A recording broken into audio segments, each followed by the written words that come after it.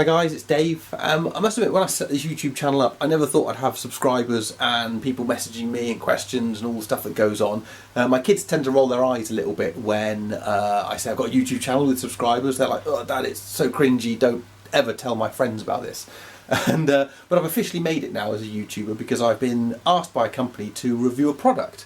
I was like, well, surely if that doesn't make you a YouTuber, then nothing does. So I've been asked to review a couple of gas struts that you use for the bonnet. So instead of you lifting the bonnet and holding it up with the bonnet holder, bar, whatever you want to call it, the gas struts, you lift the bonnet up and the gas struts hold the bonnet in place, and you just put the bonnet down and the bonnet goes down again. Quite handy, stops the bar getting in the way when you're working on the car. So this is my video and this is my review.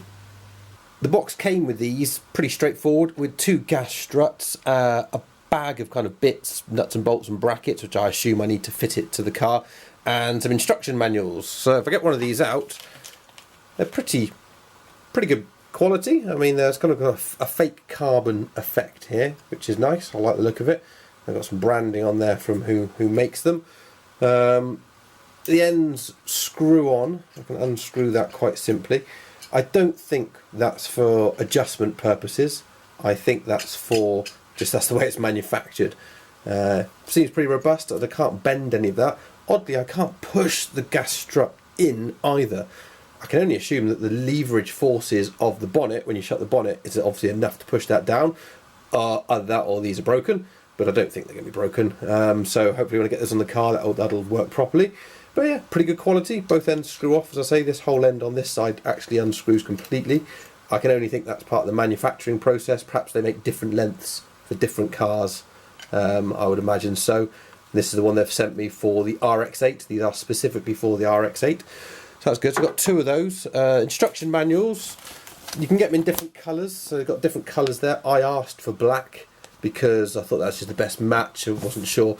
I'm going to wrap the car, so it might not always be red as it is now. That was the best option. Instructions are a little bit on the English. Remove the original bolt on the top CD and then install the black bracket and use the original bolt to secure it. Interesting.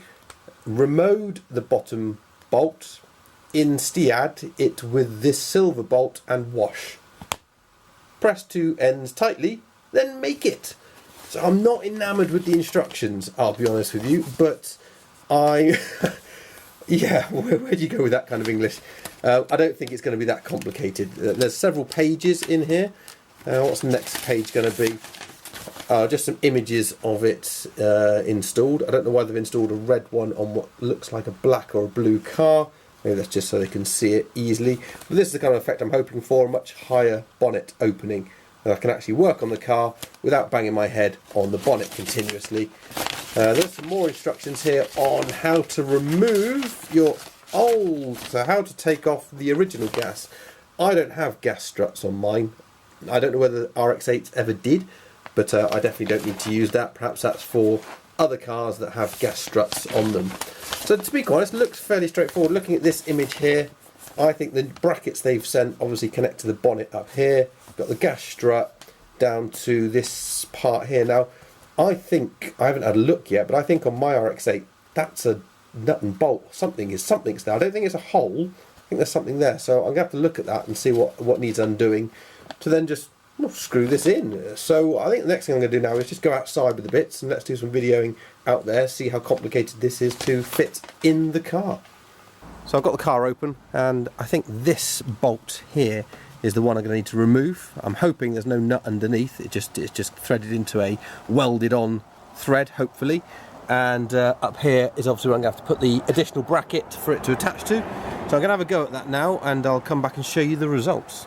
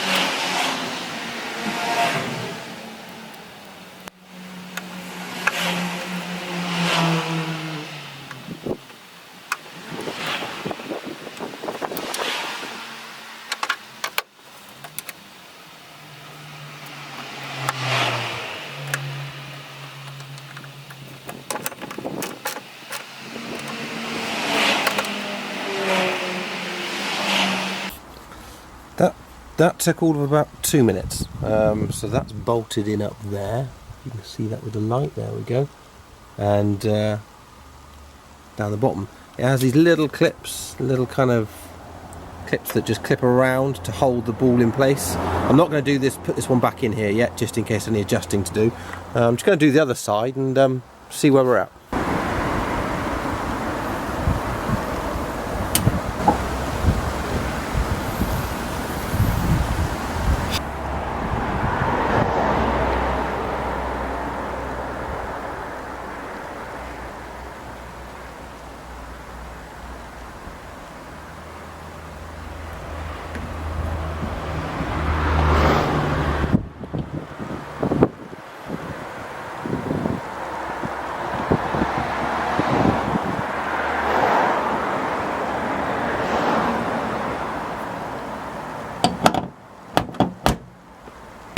So, pretty straightforward, to be honest. Can only have taken 5-10 minutes tops to fit both sides. No real adjustment to do. The gas struts are obviously calibrated for the pressures required on the bonnet. So it's very light. You just push the bonnet up and it opens, and you pull it down and it closes. No real force required, which is nice. And you don't feel like it's going to collapse. When it's up, it's up. It's not going to just fall down on your head, which was nice as well. So, overall review of these, I mean, design and build quality, very good. I'd give them a 4 out of 5. I think the only reason there wouldn't be a 5 out of 5 would be because it'd be nice to have them as one piece, you know, those bits that unscrew either end. But I can kind of see why they're made that way. I almost certainly imagine that they're for different sizes, they can unscrew, but different lengths on for different cars. So I get that, but 4 out of 5 for that. They're good quality and do exactly what you say on the tin. Installation, dead simple. God, give it another 4 out of 5, to be honest. I mean, it literally takes a few minutes to install. Probably the only reason I haven't given that 5 out of 5 is the instructions. I mean, if I want to rate the instructions on their own, 3 out of 5, that's pretty generous. If it wasn't for the pictures on the instructions are totally useless, to be fair. The English is awful. You only need a few tools. It'd be nice on the instructions. I always think this with instructions. It'd be nice just to be told what you need up front. You need a 10mm socket, 12mm socket and a 12mm spanner. Those 3 tools are needed to do the job. It'd be nice to know that up front and to have some English worded instructions to make it work. But beyond that, I mean, to be quite honest, anybody who's a basic mechanic or got very basic DIY skills can fit those. There's no drilling, there's no tapping, there's no nothing required. It literally is a retrofit and it just goes straight in. They're designed for the car. So all in all, pretty good. I put in the description below links to the company who you can buy them from if you want to do that. I'm not earning any commission or anything like that on this. It was just simply a review. They've sent me these for free so I can review them for everybody. Links below. Go and buy them if you need them. I would give them a thumbs up if you do. Again, thanks for watching, subscribe, and hopefully get some more videos out on the progress on the EV.